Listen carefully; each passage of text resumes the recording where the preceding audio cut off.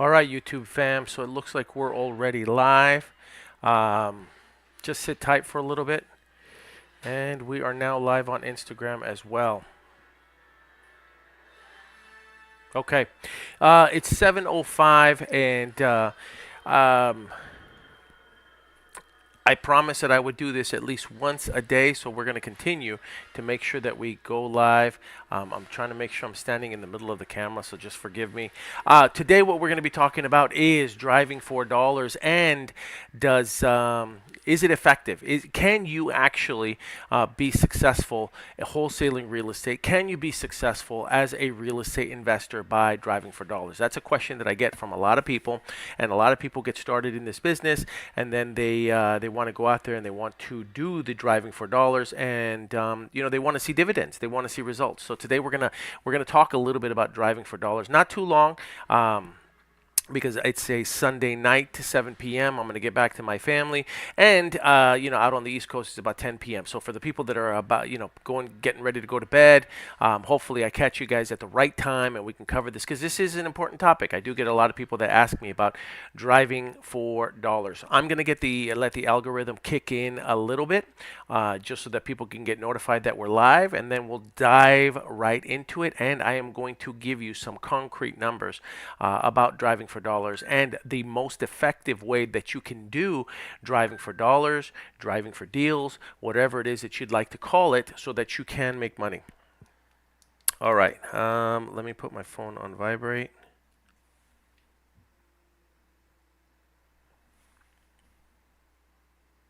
Okay, so let's talk a little bit about driving for dollars and is it an effective tool?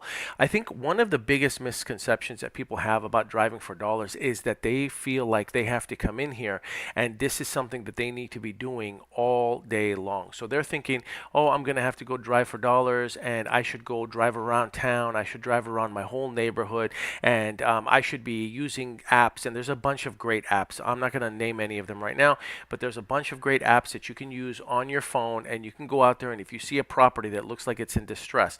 Now, when you see a property that's in distress, I do want to touch on this just a little bit because oftentimes people they just see a house that has overgrown, and I did this. I was brand new too. So they see a house that might have overgrown lawn, and then they just assume that if the lawn's overgrown and the weeds are yay high, and the plants and everything's overgrown, and there's overgrown brush, that seller might necessarily be in distress, and so they mark those properties down. Typically, my recommendation is that a property should have a minimum of three things that indicate that it's in some type of distress. An overgrown lawn isn't necessarily an indication of distress, right? An overgrown lawn, boarded up windows, damaged roof, cars on the front lawn, right? Those are all indications of distress, and combined, gives you a pretty good idea of someone who might be having some type of challenge maintaining the property, keeping up with the property, keeping up with bills. Boarded up windows is a really big sign. If you see windows with aluminum foil, sometimes it just depends, right? It depends. But the point is, when you see one of these properties, if you're using one of the paid apps, what you can do is you can take a picture of it, you can mark it down, it marks it down in your map, and then you can go on to the rest of your day.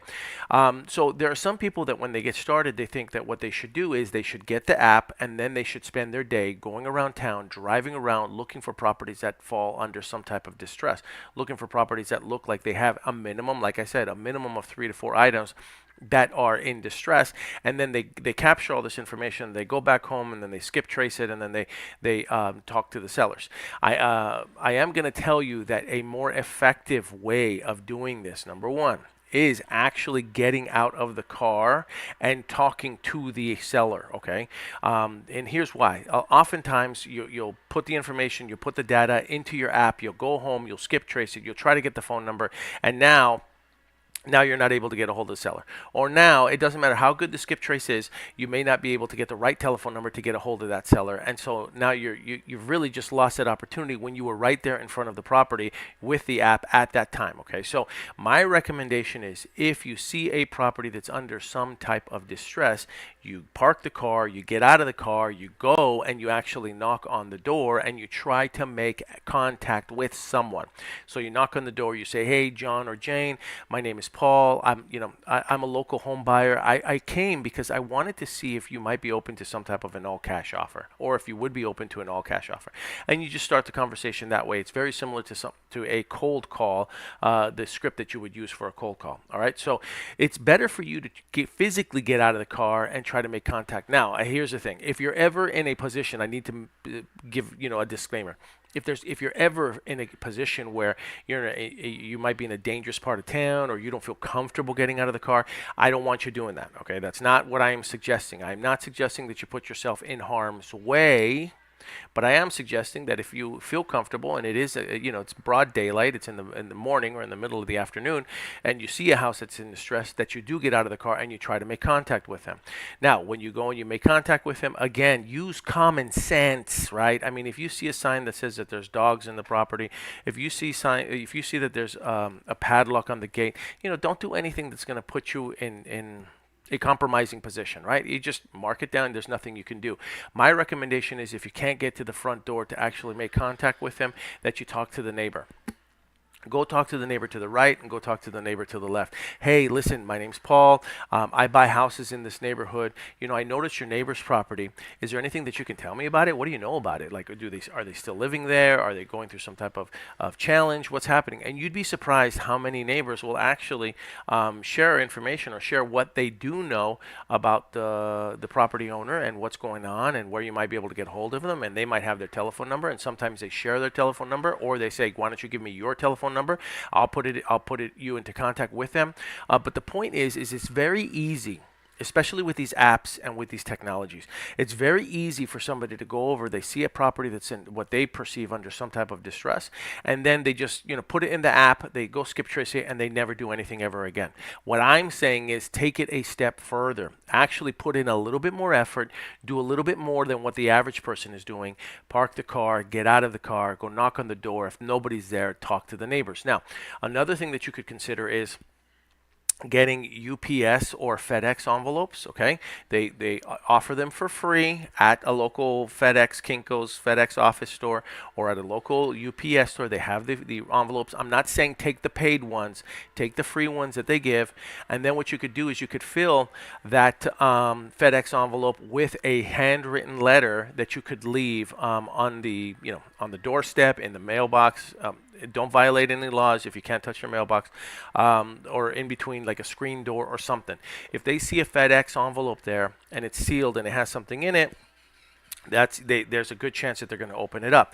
Now I'm going to give you a tip. Okay, so here's what you can do. What you can do is you can do a handwritten letter.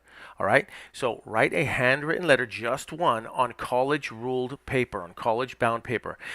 Dear, and then, or you could just leave the dear name part out, leave that portion out, but just have the body of it written out. Now, if you need help coming up with some type of a letter that sounds like, you're appealing to their emotions, you can go to ChatGPT. Go to ChatGPT and use a prompt that would say something along the lines of, write me a 400-word letter sounding like whomever you want to sound like, Deepak Chopra, Oprah Winfrey, regarding their property that I just happened to pass by as I was driving through town. And I am a local home buyer, and I'd be interested in purchasing their property. I can give them as long as they need. I can give them a fair market price for it. Please contact me. Let ChatGPT, write it out for you. Then you're going to handwrite that letter onto a college-bound piece of paper, white, right, in blue ink.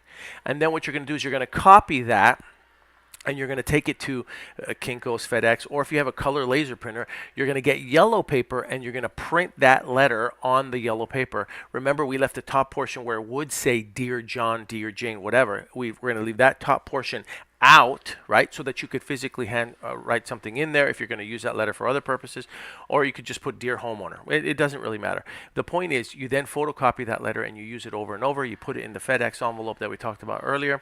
Then when you get out of the house, you have something that you can actually leave on their doorstep. So what a good practice is to have 15 to 20 of those envelopes with a letter inside in each one of them, sealed already, so that when you get there, all you do is you walk up to the door, and if they don't answer, then you leave the FedEx envelope there, or you talk to the neighbors. Okay, so I've just gave you a real quick cheat code on how to come up with some type of letter that you can leave behind with your telephone number and your name, whatever. But that way you actually do something about it. There's too many people that are using these apps, and I'm not going to name what the apps are, but they go and they see a property, they take a picture, they put it in the app, and then 90% of the time they don't do anything with it, right? And then the other 10% of the time that they skip trace, it's like you're still skip tracing, but then you're chasing down that property owner, and you're trying to find them, hoping that the data that the data company provided you with is actually accurate. And in my experience, let's say that 40% of them or 30% of them are accurate, I'm still having a difficult time getting a hold of these people. Whereas if you go and get out of the car, knock on the door, leave something behind, talk to a neighbor, all that does is it just increases your chances of actually making contact with the homeowner. So these are effective practices that you should be implementing if you're going to be doing driving for dollars. I will say this, okay? Driving for dollars is not something that you can do for 8 hours a day. You're not going to be able to do it. It's just not going to happen. So when people talk about driving for dollars is intended to be something that you do around your already existing schedule. So when you're on your way to work, I want you to take a different route. When you're taking your kids to school, so long as you're not getting them there late, right? I mean, that I'm not telling you to get your kids there late because you want to go on a different route to go look for driving for dollars properties. But what I am saying is that during the normal course of events throughout the day, doing whatever it is that you're going to do, take a different route. Get to know the other properties in the neighborhood that might fall under this category, that might appear to be in some type of distress, and then use an app if you want, or just take a picture, take the address. You can even, I don't know if you know this or not, but you don't really need Deal Machine. You can drop pins just using Google Maps or even Apple Maps, and you can drop it when you get to that house. You find it on the map. Boom, you drop your pin, now you have it there, and you can create your own private, personalized, custom maps with all the properties that you've gotten using your driving for dollars time. Okay, so now you've got Google Maps, you're there, you visit the property, I'm standing right in front of a house, I see that it's in some type of distress, it has a minimum of 3 pain points, a minimum of 3 items that need to be repaired, big ticket items, not little ticket items. Then I get my Google app, if I'm not going to use a paid app, or my Google Maps. And then what I'm going to do is I'm going to mark it down, place a pin in that, and I'm going to put the address down, and now I've got it. Then I take a picture of the property, I take a picture of the address, then I go get my FedEx envelope. If they're not home, I leave it on the doorstep, then I go talk to the neighbor to the right, and I go talk to the neighbor to the left, so long as time is willing, right? Does that even make sense? So long as there's enough time for me to do that, again, throughout the normal course of my day.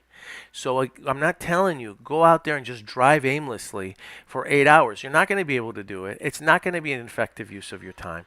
And you really want to make sure that you're just doing this around what you're already doing. And so, when somebody's brand new, they hear people talking about the driving for dollars and how they got their first deal driving for dollars. And can you get a deal from it? Absolutely, right? Those are great lists. The list that you create using your driving for dollars time is one of the best lists because you curated that list. You created that list. That's something that you found, going around. And so it's a valuable list, but let me give you the real numbers, okay? Because this is the challenge.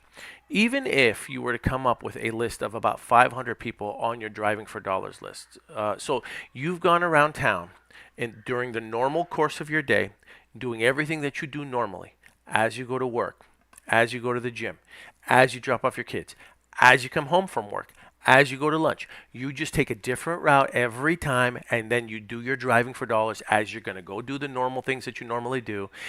Let's say that you've amassed a list of 500 houses that appear to be in some type of distress. You've either made contact with them by knocking on the door, you've left them a FedEx envelope, you've spoken to the neighbor to the left, you've spoken to the neighbor to the right, and now you've got your list of 500 names, okay? Here is the reality. The reality is that you're probably only going to make contact with 1% of that list. Okay, that's just the reality. These are just the numbers. So out of those 500 that you've created, the harsh reality is you're probably only going to really be able to get a hold of between 5 to maybe 10 people on that list. 5 to 10. Okay. And again, I'm not trying to discourage people from doing driving for dollars, but I just want people to be more effective with your time so that you're not thinking, I need to go drive for dollars for 8 hours today. It's not going to work that way. It's something that you supplement of what you're already doing, and it's something that you do throughout the normal, part of your day. That's how you're going to get your driving for dollars list. Okay. So now let's look at the other numbers. This is important too. So here we've gone over this, so we know what this is like. You have to speak to about 25 people to get one hot lead. So you got to talk to 25 people to get one hot lead. That's one hot lead. All right. Now, out of those one hot lead, or every 3 hot leads, you're probably going to get one contract. So for every 3 hot leads, you'll get one contract. But to get one hot lead, you had to talk to 25. So to get a contract, that means you actually have to speak to, make contact with 75 people. You have to speak to 75 people minimum. All right, now let's go over the numbers a little bit more. In order to get one deal closed, you have to have a minimum of 3 contracts. Okay, so for one deal to actually close, you have to get 3 contracts. Okay, and for every one contract, you have to talk to 75 people. So breaking the numbers down, you have to speak to about 225 people to close one deal. All right. Now, if you have to talk to 225 people to close one deal, and the numbers already indicate that you're only going to make contact with about 1 to maybe 3% of the people that you speak to, that means that you need a list of about 22,500 people. 22,500 people that you need on the list. So it's going to be very, very challenging for you to be able to get a driving for dollars list of about 22,500 people for you on your drivings for dollars list. That's going to be very hard, very challenging. So that's one of the reasons that you hear so many people talking about, getting these large lists, right? And then either cold calling or using SMS marketing or pay per lead or pay per click or whatever it is that they're doing. It's because it's easier to make contact with them in mass than it would be, trying to do this driving for dollars. Now, am I suggesting you don't do driving for dollars? Nope, that's not what I'm saying. But what I am saying is that driving for dollars should be something that you supplement what you're already doing. One of the strategies that you use, you're going to be coming home anyway from work. You might as well just take a different route anyway. You're going to be going to work in the morning. You're going to be going to lunch. You're going to be running errands. Just keep your eyes open now for properties that look like they're under some type of distress, because you won't believe how many opportunities come out of driving for dollars, but it takes that little bit of extra effort. It requires you. What's going on? The CEO, I see your comments. I'm checking the comments too to see what people are saying. It's going to take it will take some effort for you to come up with these driving for dollars lists. So I don't want to discourage anybody. I just want you to understand what the real numbers are going to look like, and make you understand that you're not going to be able to drive for dollars for 8 hours a day. It's just not going to happen. But what you should be doing is you should be doing driving for dollars around your existing schedule, around what you're doing anyway, and just take a different route so that you can see what other properties might look like they're under distress. We'll get you a hat. Let me know which one you like, either the Army Fatigue Dispo Dragons hat or the black one. Shoot me a message. My email address, by the way, is paul@dispodragons.com, paul@dispodragons.com. Okay. All right. I didn't want to keep anybody too long. I'm going to get back to my family. I just want to plug a couple things real quick. Number one, if you haven't picked it up, right? If you haven't picked up my book, it's called Deal Like a Dove, Dispo Like a Dragon. Everything that I just covered right now on this live video, I also cover in the book. Okay. I put everything that we know inside of this book. Oh, and by the way, as laws change and as regulations change, what I'm going to do is I'm going to go back in there and I'm going to add updates to the book. You can find this on Amazon. Deal Like a Dove, Dispo Like a Dragon. If you pick it up on Amazon, once it shows up, send me a picture of you with it, or tag us on social media with the book, and I'll send you a free coupon so that you can get the audio version of as well on Audible. Now, if you don't want to wait for that and you have Audible, go ahead and look us up on Audible. Deal Like a Dove, Dispo Like a Dragon. Tim Alexander was the guy that the professional. I don't want to just call him a guy. He was the pro. narrator for us, and he does a damn good job of narrating the book. And it's just a really good audiobook, and I'm not just saying that just because I wrote it. Like, he really ran with it, and he did a great job. So you can pick it up on Audible as well. If you guys need any type of mentoring or coaching, just a heads up, you can go to start.dispodragons.com. Start.dispodragons.com. We have a profit sharing mentorship, which is basically where we help mentor people to get started in the business, and then we will help them close their deals. So you basically have a closer on call to be able to help you close your leads and close your deals, and we have it set up in the form of a profit mentorship so that you still make money, but at the same time, there's an incentive for the mentors to be available to you. Here's what happens. I hear it all the time. People talk about how they work, and they're going out there and they're trying to get deals and they're trying to get sellers, and then they're struggling and they're having a difficult time, and what ends up happening is they get frustrated because they feel like they're on an island by themselves. But see, the thing is, they don't want to invest or spend, or they don't have the financial wherewithal to be able to purchase a $5,000, $7,000, $10,000 mentorship. Well, what we did was we created a profit sharing mentorship where now both parts, so our mentors win, the mentee wins, everybody wins, and this way there's no confusion. And you don't have to lose any deals, and it's way more affordable, than it would be to pay a $5,000, $7,000, $10,000 coaching. Okay, so start.dispodragons.com. Start.dispodragons.com. It's going to take you straight to our school community. It's our profit sharing mentorship program that works really well, and people are already starting to see a tremendous amount of success with it. Okay, if you have any topics that you would like for us to cover, I'd love the comments. Shoot me an email. I'll make sure that I get in there and we cover them. That's how this one came up. The driving for dollars. Can we cover the real numbers on how much it's gonna, how much we would have to talk to, how many people we'd have to talk to in order for the driving for dollars things to work? And I hope that I did do a little bit of debunking so that you understand what it's going to take and how to really effectively use the driving for dollars, as opposed to you thinking you need to do this all day long. Okay, so reach out to me. Let me know if you have a deal that you have under contract and you need buyers for it. This is what we do. We dispo deals all day long.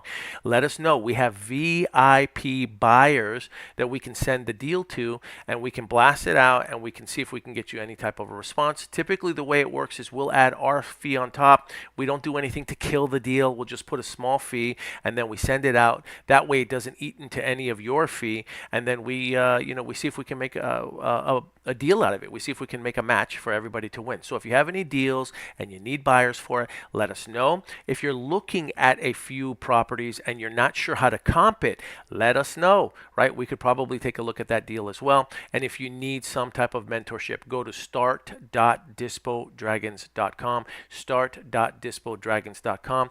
Let me know who you got in tonight's NBA All-Star game. You rooting for the West or you rooting for the East? Keep me posted. I'm checking the comments right now, and then I am going to sign off.